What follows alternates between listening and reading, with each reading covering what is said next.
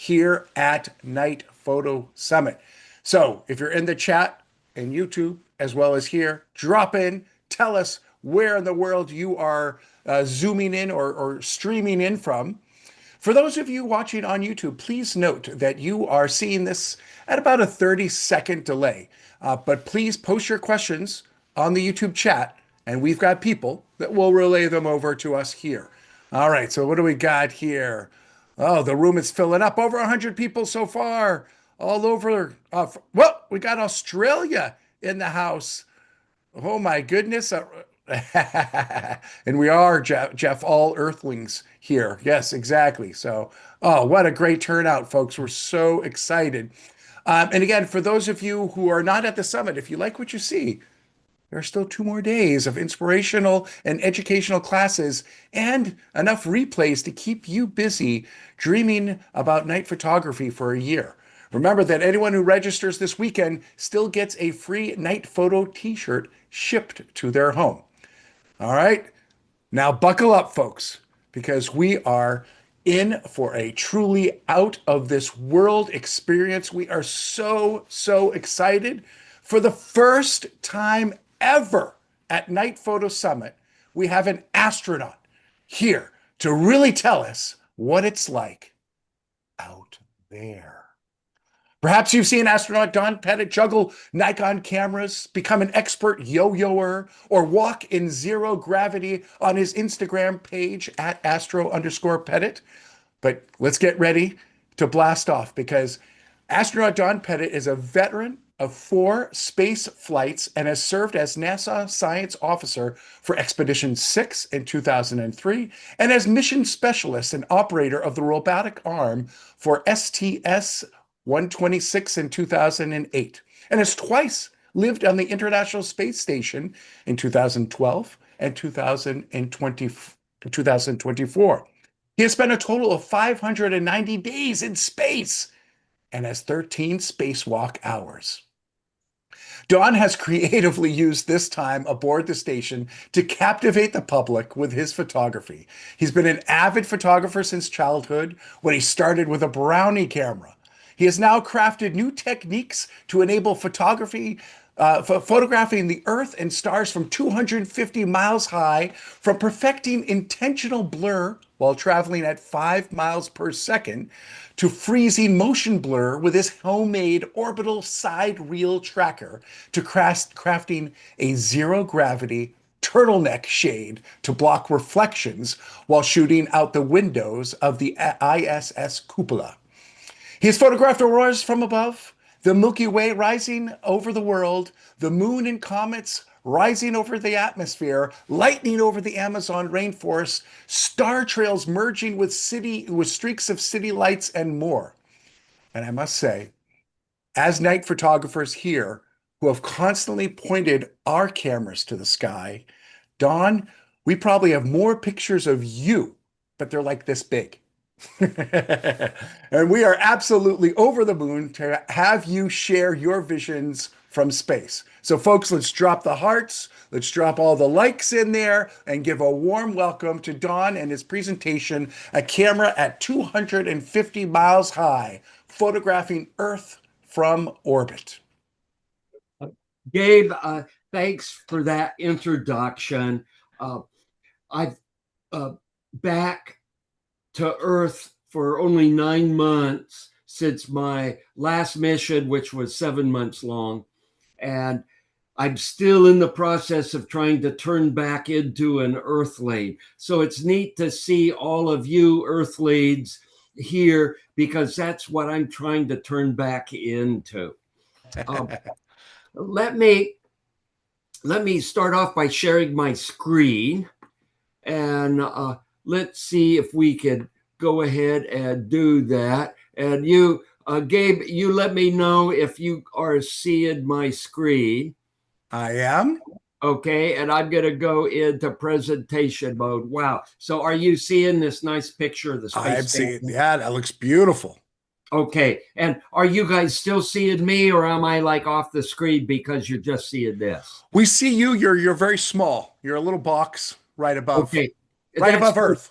That's good. You don't need to see me. What you need to do is pay attention to the screen.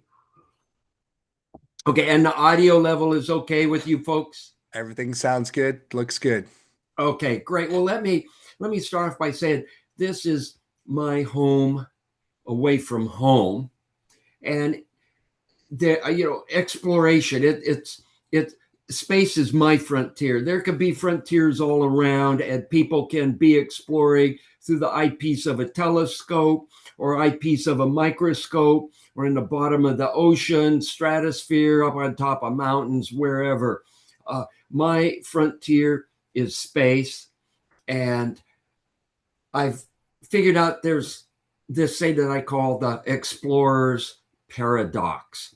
When you are here on Earth or in your normal civilized environment, you yearn to be in your frontier.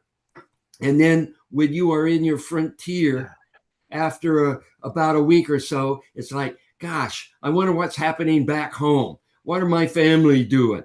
And that kind of thing. So it's this paradox that you're always unsettled.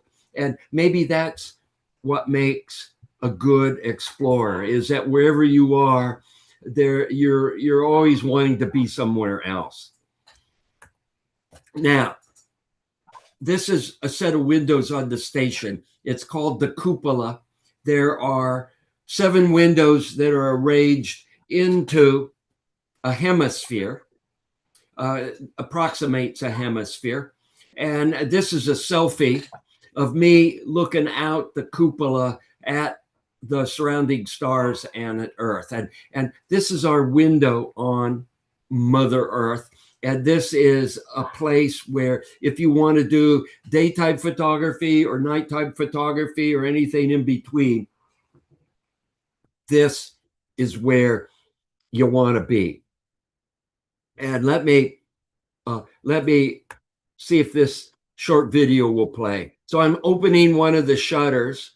We have shutters to protect the windows from micrometeorites and such. And then here's another short video. Hopefully, it's not jumping too much out there in web broadcast Zoom land, but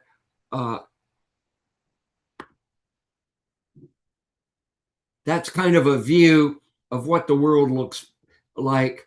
This is with a 8mm full frame fisheye that we have, and it gives you a full 360-degree view of the Earth horizon, and you can do time-lapse imagery or video, and you can see what the world goes by.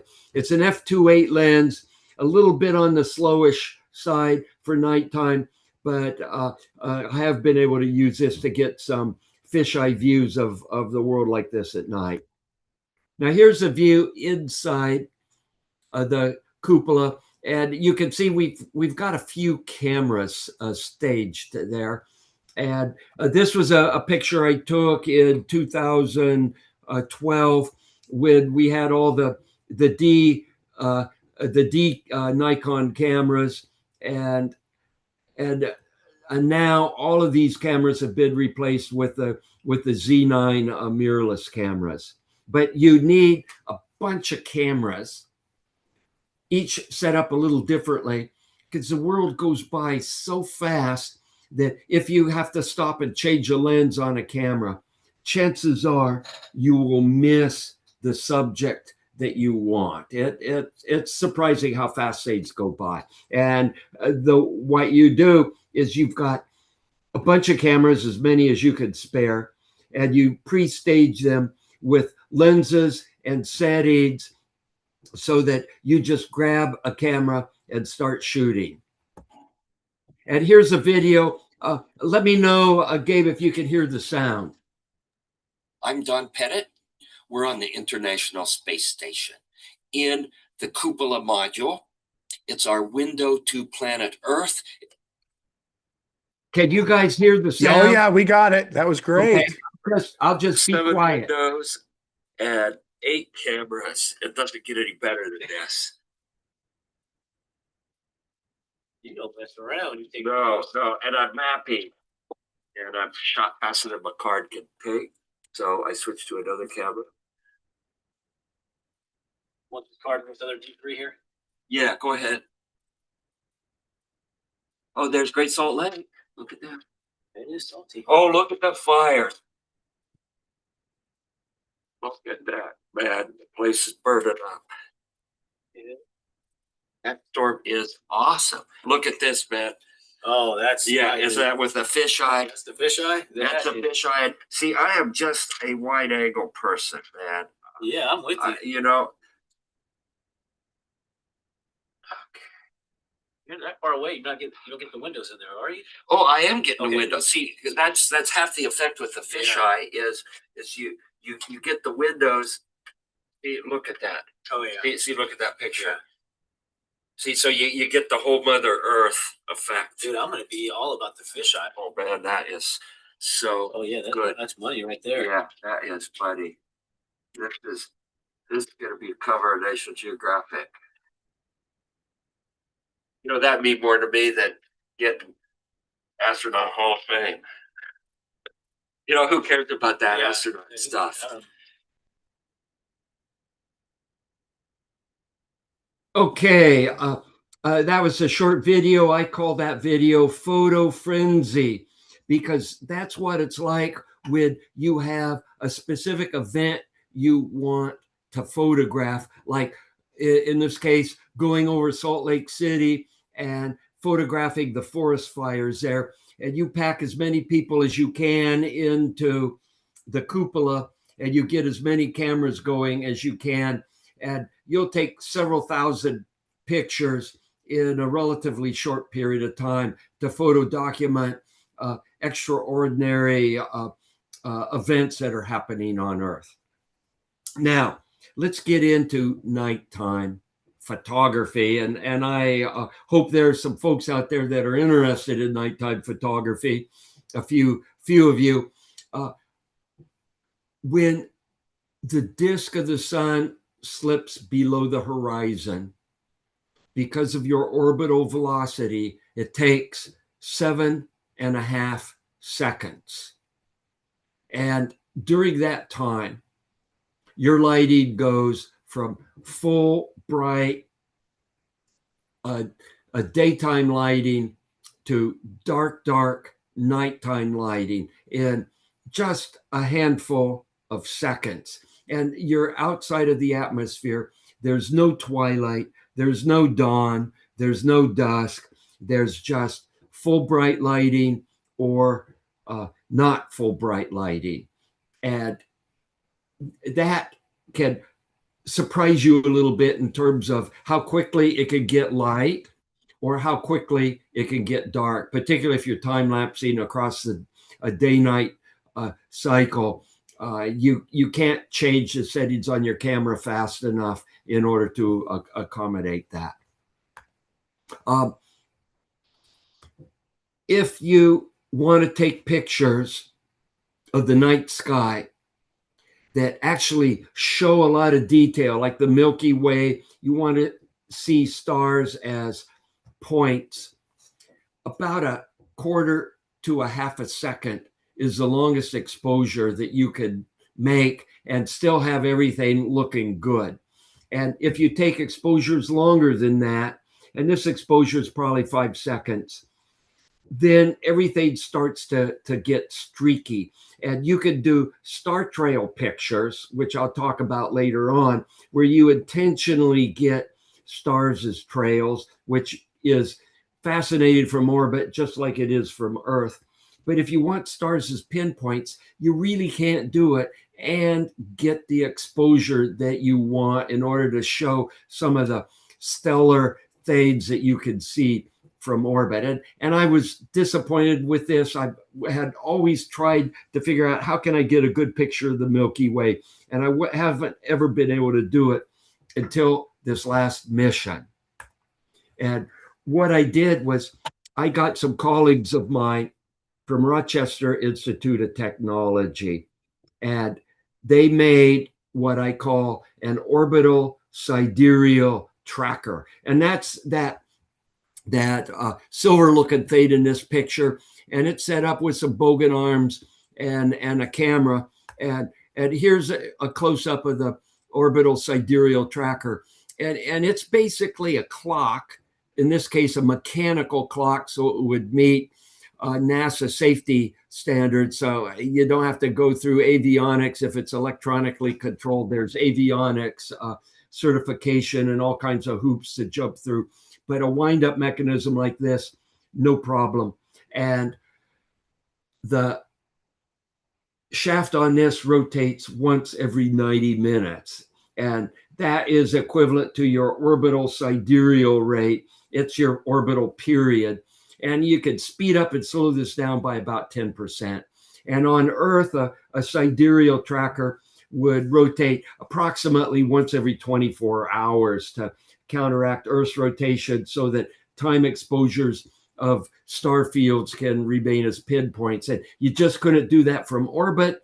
But this wind-up mechanism, again, made by my colleagues in the imaging science department at RIT. And if you set this thing up right and get it aligned up with everything, again, this is what you would normally see for like a 5-second exposure. And this is 60 times longer. So this sidereal tracker allowed me to take exposures where the stars were points with a 60 times longer exposure than previously possible. And here's another example where because the tracking mechanism is moving the camera to match the rate of the stars, everything else is blurry except for the stars.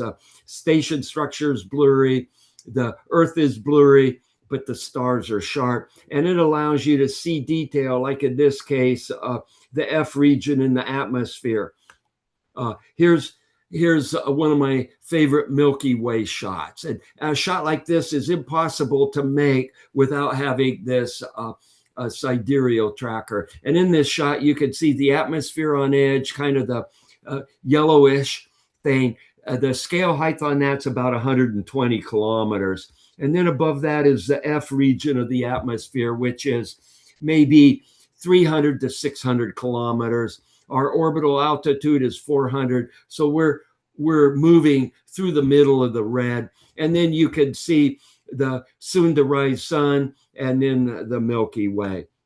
And here's another example. And this shows some Starlink satellite traces. It shows zodiacal light, the kind of the fuzzy projection going perpendicular to the Earth horizon, and then the Milky Way on edge, and then you can see the F region of the atmosphere. And in this case, the atmosphere is glowing kind of a burned umber with color, which, by the way, that was one of my favorite crayons in my box of crayons when I was in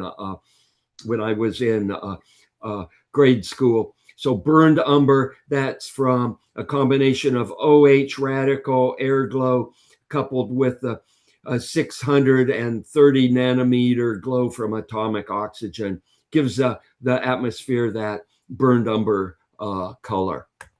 And then here's another Milky Way picture. And this again is close to sunrise with a skip of aurora.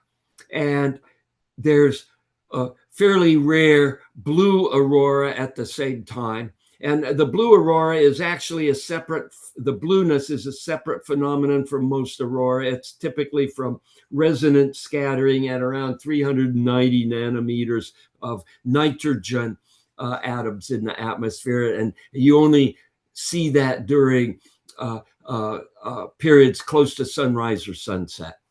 And there's the Milky Way standing up. Here's a view out one of the Dragon windows, and again showing the F region of the atmosphere in these time exposures, these long exposures. The F region of the atmosphere, which is pretty faint, shows up very well. And then you can see the large and small Magellanic clouds. Oh, let's see. Oh, here's another one. The edge of the atmosphere is a little bit overexposed, exceeded by dynamic range. You see aurora, you see the F region. But the cool thing here is you can see the Andromeda galaxy. And then you can see about in the middle towards the top, you can see a little fuzzy spot, and that's the Pinwheel galaxy.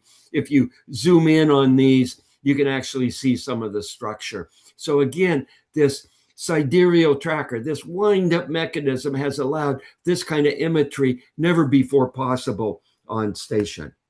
Oh, and here's a close up. This was done, I think, with an 85 millimeter f1.4 lens. And again, exposure 60 times longer than previous possible. And you can see these kinds of structures in the Large Magellanic Cloud. And one thing I do want to point out is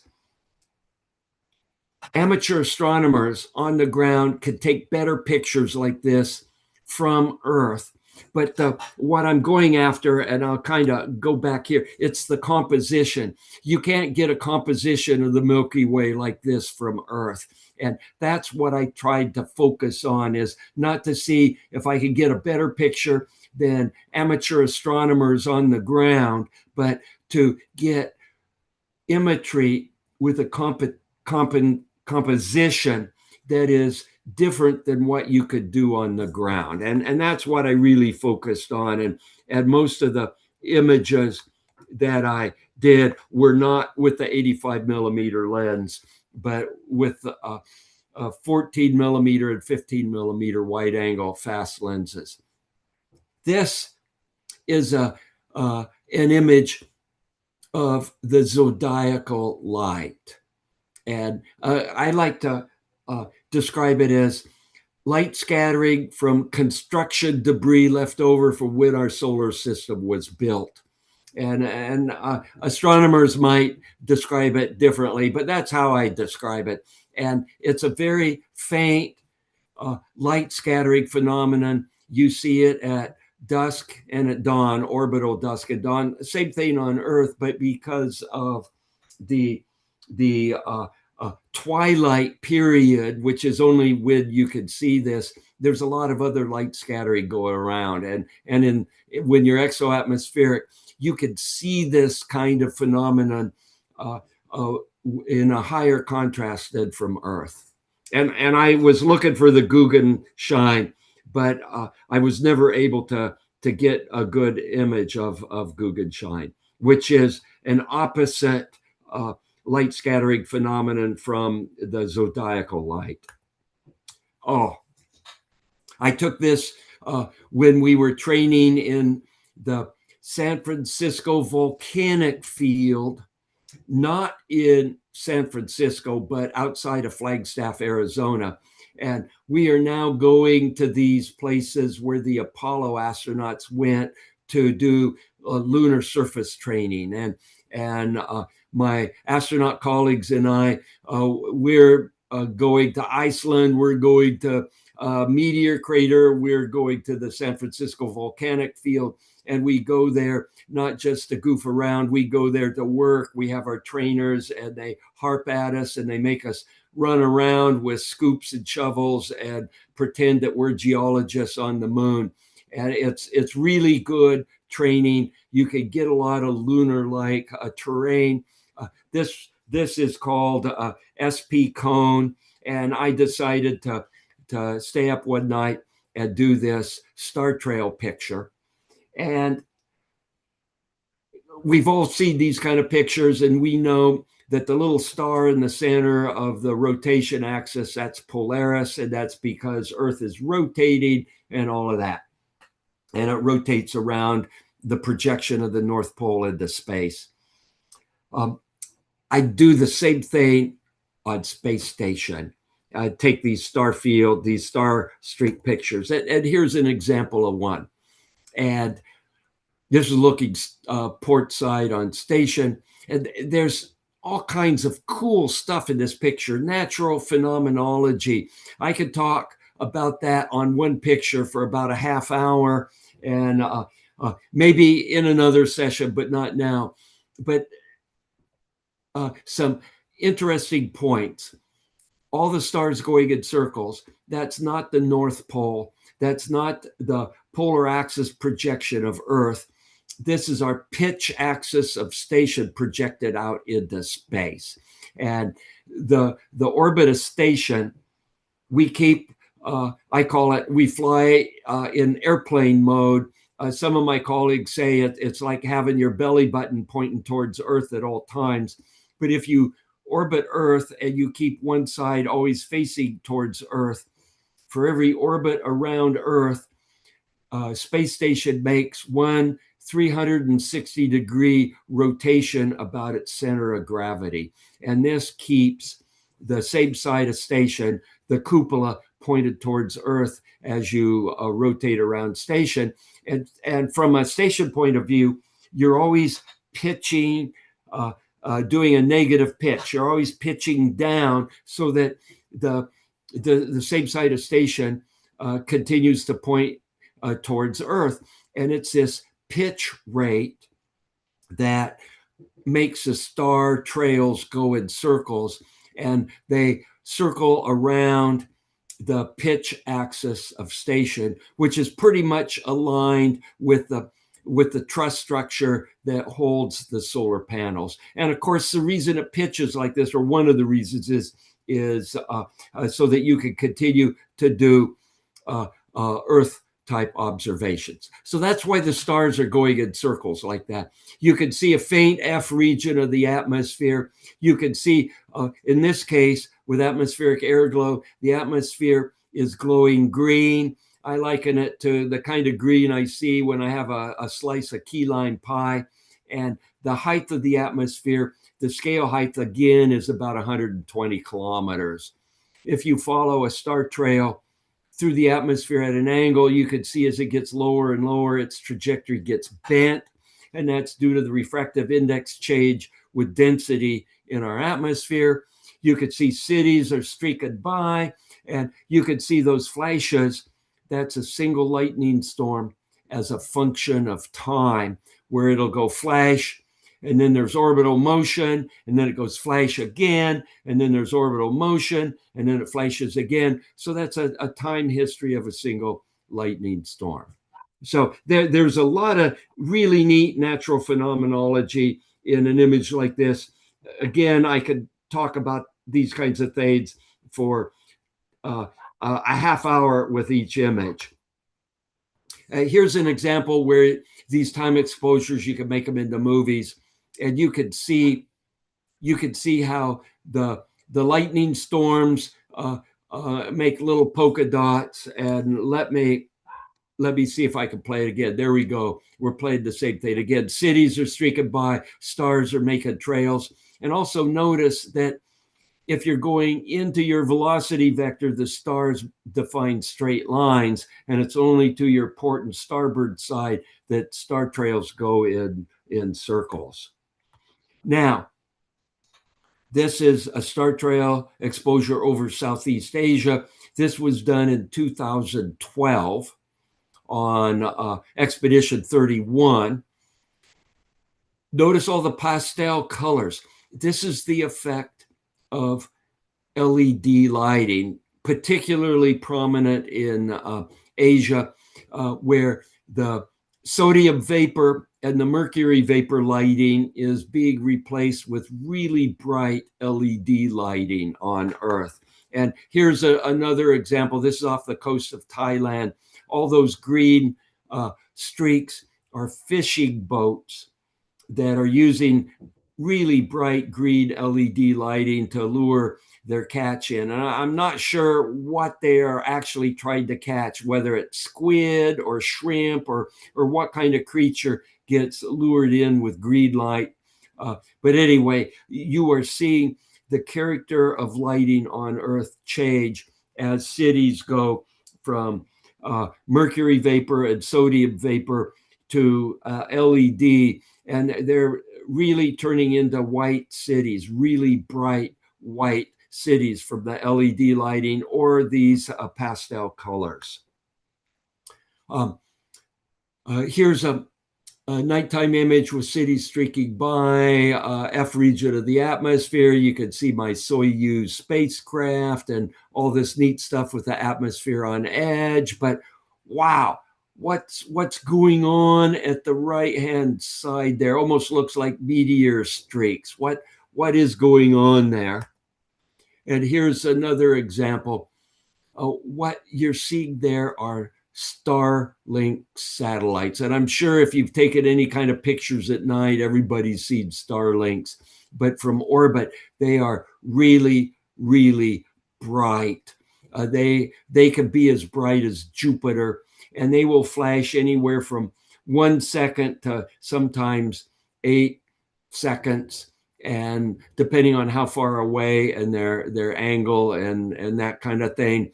And you typically see them plus or minus 10 degrees from sunset or sunrise, and you'll see hundreds of these every orbital period.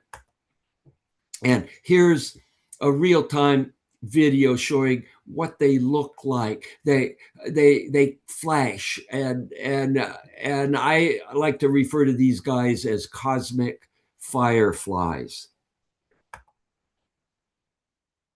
And there's just dozens and dozens of them. Every sunrise, every sunset, plus or minus 10 degrees from the sun. Oh, this gets me to another fun project. I've been working with this fellow by the name of Babak Tafreshi, and before we launched, he came to me, and I've known him for over 20 years.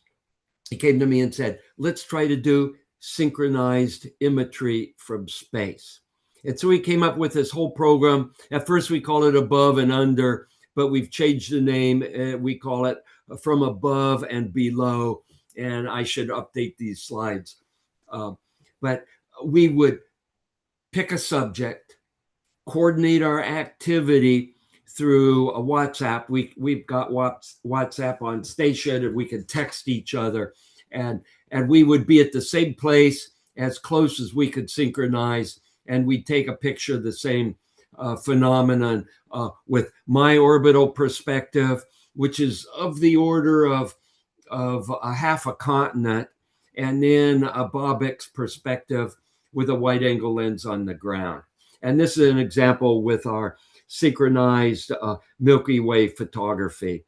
And then here's another one. We were fortunate enough to have 2 separate comets visible, and we did synchronized imagery with our comets.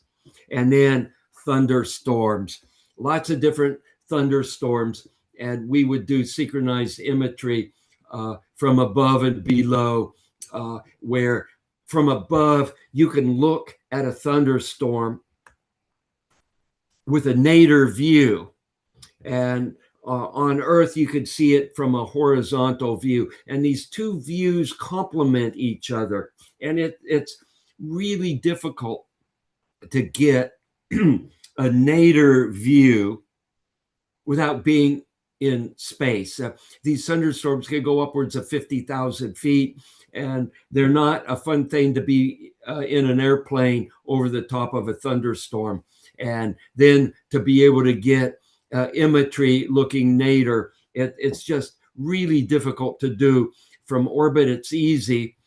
From satellites, there's lots of satellite views of thunderstorms, but they're optimized for other things, and the brightness in a thunderstorm just saturates the images. So you'll see all these flashes, and they're just white flashes. And what Babak and I were doing, he was doing high-speed imagery on the ground, and I was shooting these at a 1/12,000th of a second at 120 frames a second. So we could not only capture images inside of the thunderstorm from above, but you could also capture the dynamics of the thunderstorm. And here's some synchronized time-lapse imagery made.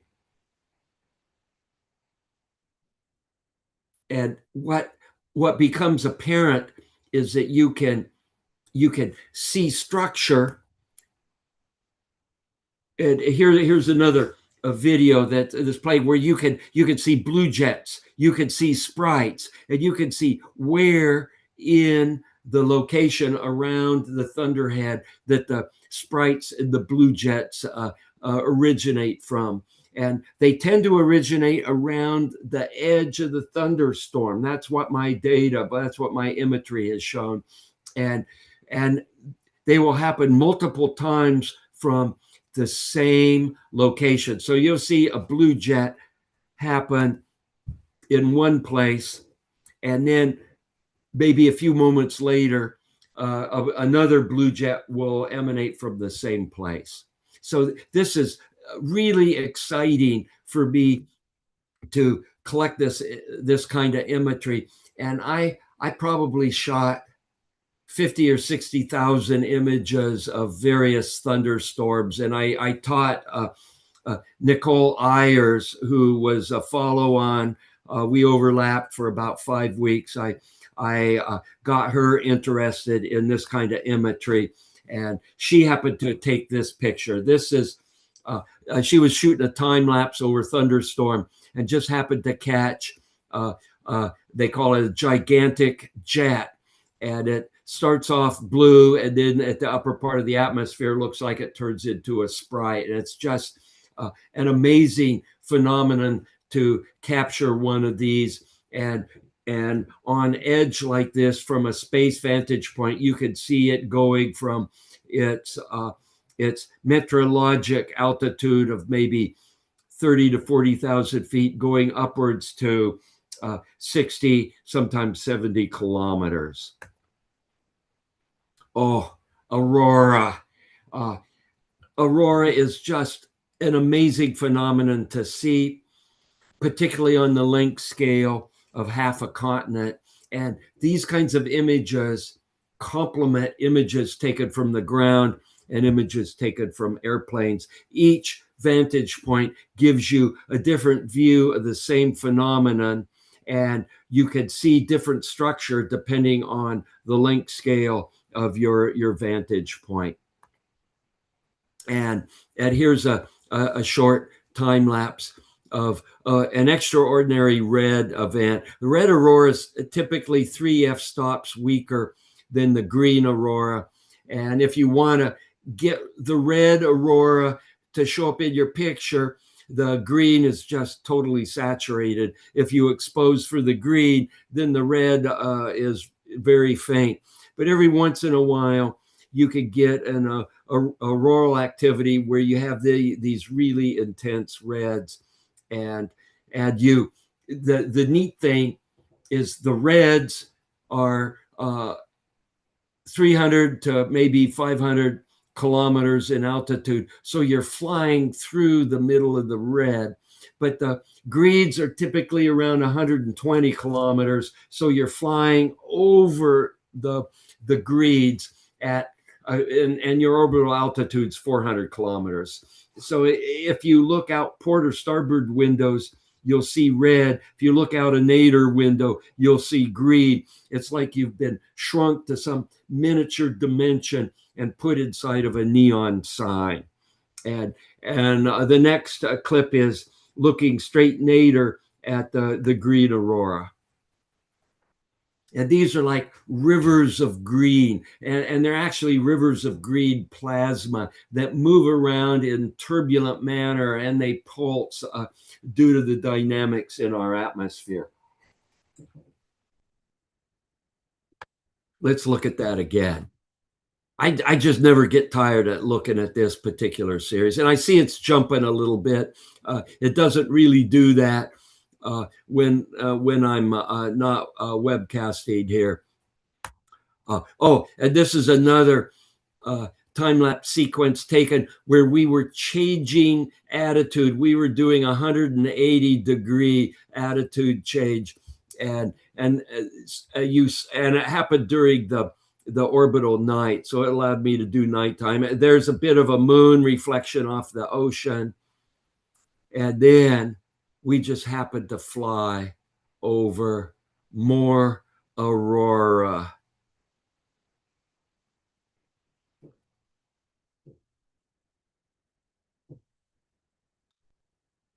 And then you end up with the horizon line on the other side of your vehicle once you've completed your orbital maneuver.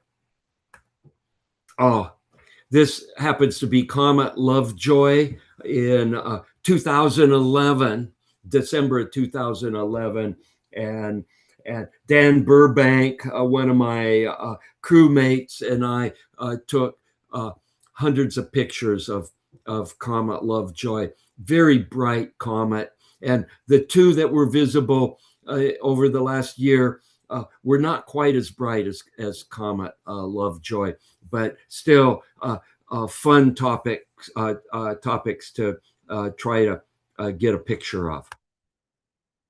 Oh, and here is how you deal with some of your camera gear on orbit.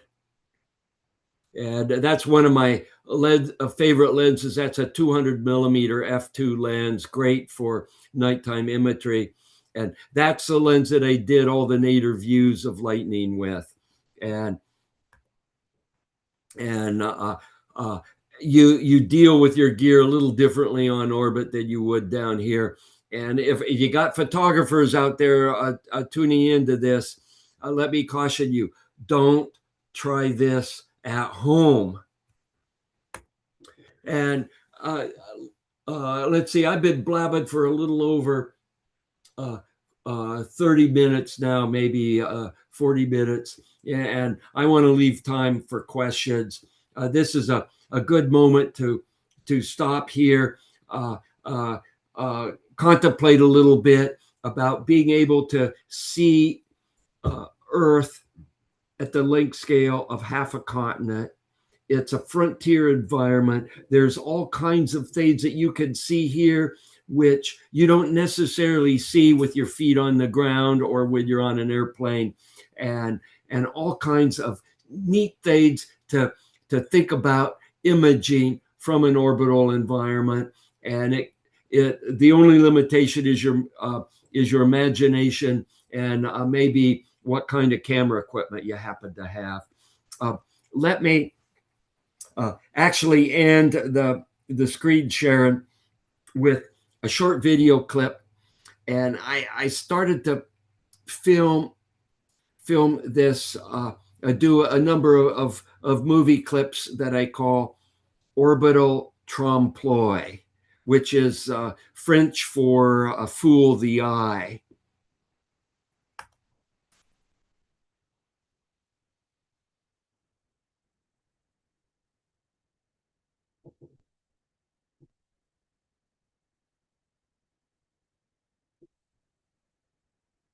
So with that, let me stop screen sharing, and let's see if there might be any questions in the web chat. And Gabe, I'll let you run the question. Sure, Don. Thank you so much. You'll read them to me, and I hope. Do we have anybody left online, or is everybody? Oh my goodness, you've got people that want to jump in the spaceship with you. Thank you for taking us on such a wonderful journey. Everyone's been just seeing the world in a whole new way. I hope you've seen a bunch of the hearts and all the wows and everything in the chat. So keep those coming, folks. And keep those questions coming. We have a bunch of in the Q&A. I'm going to pick and choose what we can get to here. But Don, thank you so much. That was just, I think we feel so blessed to have you take us and show us what the world looks like. And then the problem solving, right? That you went up there before, you got what you could get, but then the problem solving to capture the Milky Way and all these other things, and then just trying to seeing things from the thunderstorms. Those were just so amazing. The sprites, and then the project with Babak is like, oh my, I can't wait. So what is that? Do we know? Is that going to be a book, or is that going to be? What?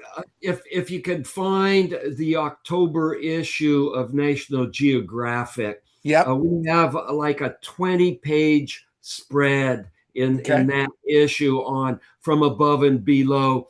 And this week I got invited to do a co-presentation with Bobek at the National Geographic annual photographers meeting. They call it the Storytellers, and Bobek and I were there, and we gave a presentation on From Above and Below, Awesome. where we each told our part of the story, because he had some adventurous stories on the ground trying to get to some of these remote places so that we could do a synchronized picture at the right time and the right place. And then I had my problems from orbit, and there's a story behind every picture, not the story that the picture tells, but a story behind the picture in terms of how did the photographer get that. So anyway, I could talk about this stuff for hours. And whether it's the technical uber geek stuff or whether it's how do you go to the bathroom in space? We haven't got that question yet, but we do have a good one, and this is from one of our speakers, actually Vincent, who's known as the Aurora guy.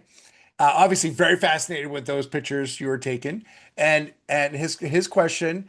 First, his comment and question. The Aurora photos are incredible. Are the images available for scientific purposes or made public in a searchable way? The ISS perspective would be incredibly valuable to studying the aurora. Then this is a question coming from someone who's doing their PhD in aurora science currently.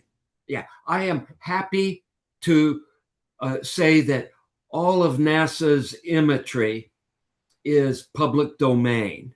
And for example, I can't sell any of my pictures. I mean, it sounds un-American, but NASA, through the American taxpayer, paid for me to have this incredible experience. And all the imagery that I've done is available publicly. And NASA has websites available, and you can search. And it's not like shopping on Amazon where it's easy. It's not. It's a little. My analogy is, if you've watched the movie Raiders of the Lost Ark, and at the end of the movie they were putting the Ark in the warehouse, and they said it's safe. It's very safe, and that warehouse with the Ark going in is kind of an analogy to how NASA stewards the images. The images are all safe. They're all public domain, available for the asking, but you got to figure out how to ask for the right pictures. And it may take half a day of frustration. And once you figure that out, then it becomes rather straightforward to get these images. And it's real easy to get the JPEGs. Okay. And all these images, like the Aurora images that you guys saw, were all taken with a Z9. So that's 8K still images, and they're time lapse. So there might be 4,000 or 5,000 in a row, and then those are put together to make a video. And so in concept, you could make an 8K video from all of these digital still images, and then and that's the JPEGs that are real easy to get. And then once you understand the numbers, the catalog numbers of the JPEGs, you can put in a request for the NEF files, and you can get all the raw NEFs. Okay.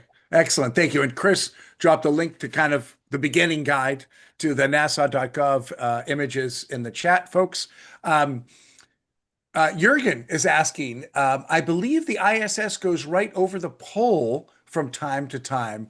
Would it be possible to see the whole aurora ring around the pole with a fisheye?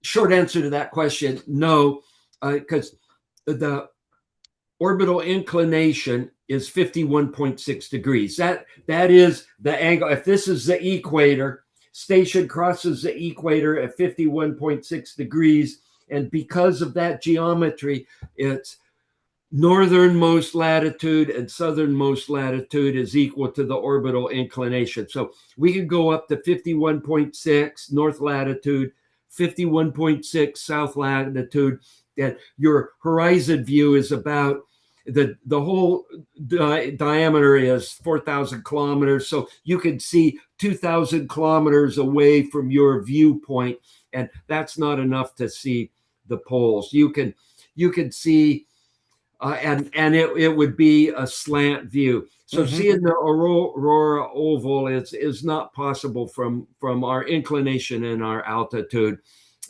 unfortunately. Okay. All right. Thank you. Jeff McCrum, who actually works on the tribute and light lights, is asking, do you ever get the opportunity to capture? Did you ever get an opportunity to capture a shot of the September 11th tribute and lights from orbit?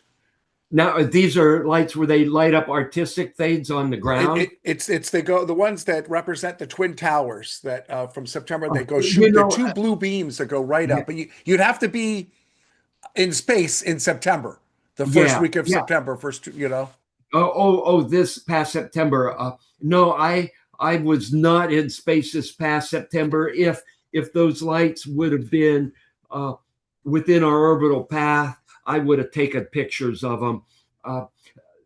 Those kinds of things are readily visible from space. And for example, if you go over Istanbul now, there they have a couple of really bright blue lights being projected upwards from one of the bridges that go across the Bosporus. So that kind of thing would have been visible. Maybe somebody on station in September took a picture of it. Maybe it's already in the NASA archives. Okay, great. We got a ton of gear questions, so I'm going to kind of sum up, and this will be like a 3 or 4 point question. But we have people that are asking, is there a lifespan of the Nikon cameras? Does cosmic rays damage the electronics? Do you ever work with astro-modified ones? And also, like, are these provided by NASA? Are they up there the whole time? Or is this something that you have to manage with personal weight constraints? Okay, let me talk a little bit about the gear. Yep. On my first flight, we flew Hasselblad and Nikon F3 cameras, or the F4 camera, film camera, the last Nikon film camera made. Maybe it was the F5. I forget right now. And we had the Kodak Nikon 760 camera as the digital camera, which was a state-of-the-art camera then. And I was on station when Columbia burned up in the atmosphere. We didn't have a way to get our film home. Cosmic rays fog your film. So we switched 100% to digital cameras after that. And NASA stayed with the Nikon series of cameras. We have flown Canon cameras for special things, but all our imagery now for astronauts is based off of the Nikon Z9 camera right at this point. And we have a full set of Z lenses from wide angle all the way up to, we've got a 1200 millimeter lens. We still have a number of the old FX lenses that we use the adapter, and we still use them on the Z camera body. Particularly the lenses that have electric focus rather than the motor shaft focus that goes through the camera body, because the Z camera can't focus any of the older lenses that required the mechanical focusing mechanism. But anyway, we've got all of these lenses and camera bodies, and NASA flies them. All this photo equipment, NASA provides the equipment. We have training versions of the cameras on the ground that we could check out, because you can't get trained on a Z9 6 months before flight, never see the camera, and then start using it on orbit. You have to be able to check Yeah, one yeah, out. exactly. Yeah. And so now NASA makes them available for checkout. And then when we get on orbit, we have all these cameras.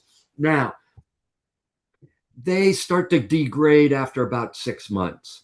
And that's from galactic cosmic rays shooting holes, destroying the pixels in the sensor. And they typically scream full bright. So even though they're 14-bit on a 256 scale, they'd be 255, 255. And you get all of these pixels that are just screaming 255. And if they're underneath a green part of your Bayer filter, you get bright green or bright red or bright blue. If you have a number of pixels all together, or maybe through the demosaicing process, they will look white.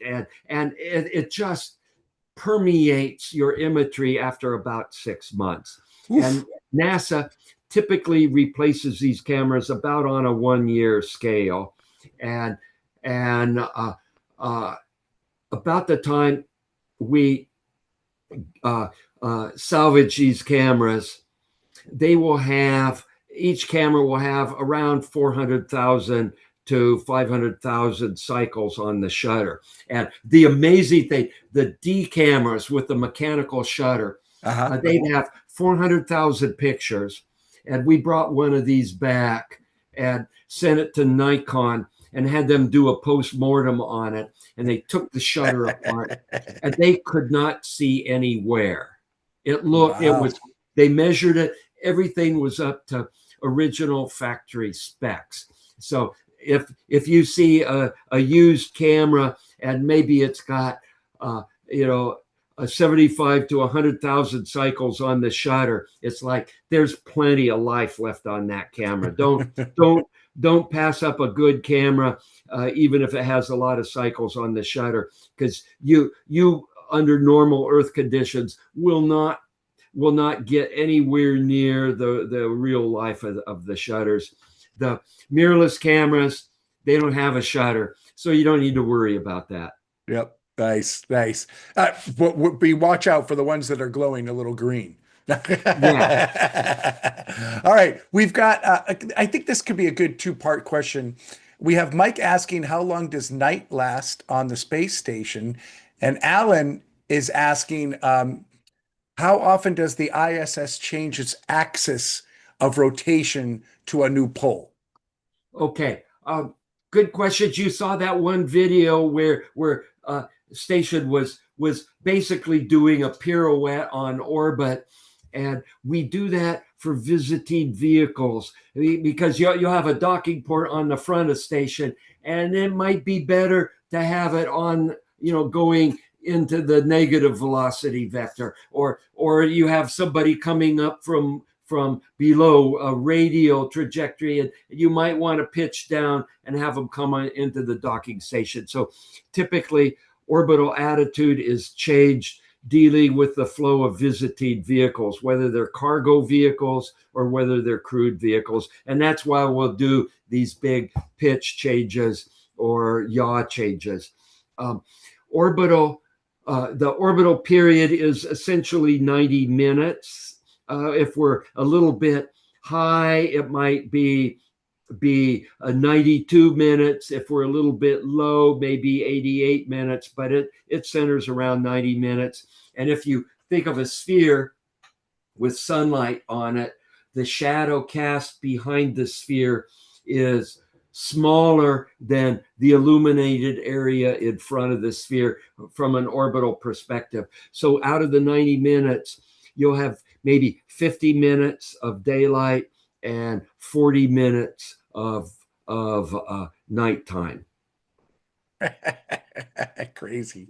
I think this is going to be the last question we've got from Lavanya is asking, have you shot any mission launches from the ISS? If so, which ones?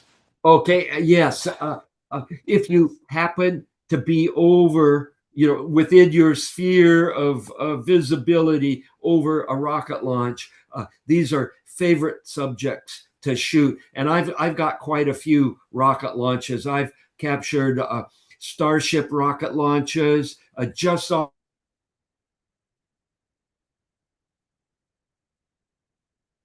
Whoop.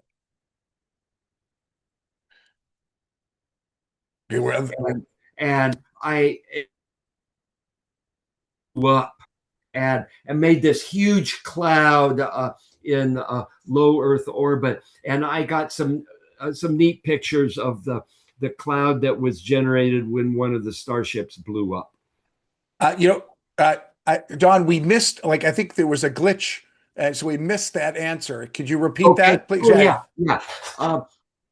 If your orbital phase happens to be over the launch site, you could do the launch. If not, you might get the boost phase of the rocket, exo-atmospheric.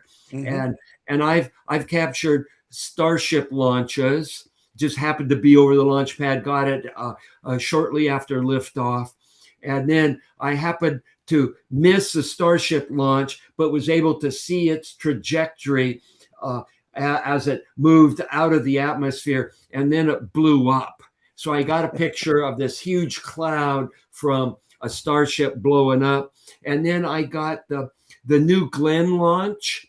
Okay. When they launched their New Glenn that went into, I think, a heliocentric orbit or maybe a really high Earth orbit, and it just looks like a small streak crossing the star trails, and you wouldn't know it was a rocket unless you knew the dynamics behind when the rocket was taken. So trying to capture other rockets being launched is a fun pastime when you are on orbit.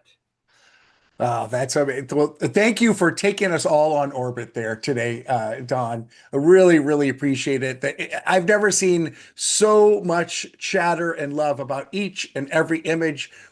People couldn't put as much wows upon wows upon wows upon oh my, and you can see all the hearts and everything coming in.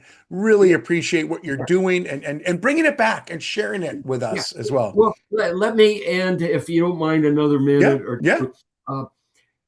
I'm a big proponent of sharing what you do, and if you are an explorer and you've gone someplace and you don't come back and tell people about it, it's almost as if it hasn't been done.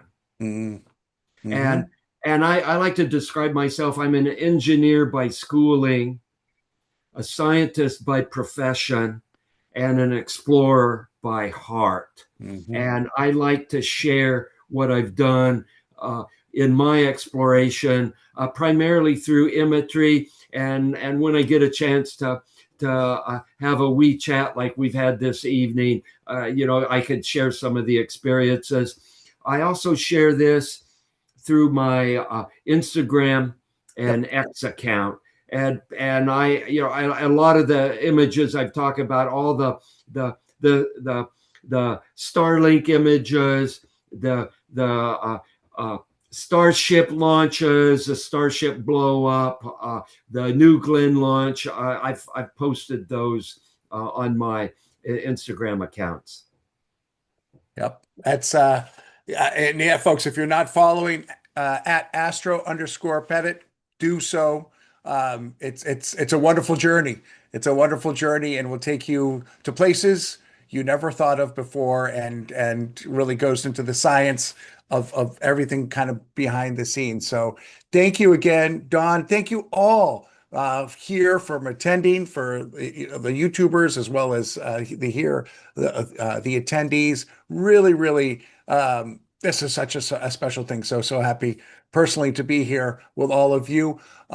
Rest up. We've got a chock full day tomorrow, kicking things off at 11 a.m. East Coast Standard. So rest up. We got a ton more to do. We're just at the beginning. I hope you've all become really inspired to seize the night.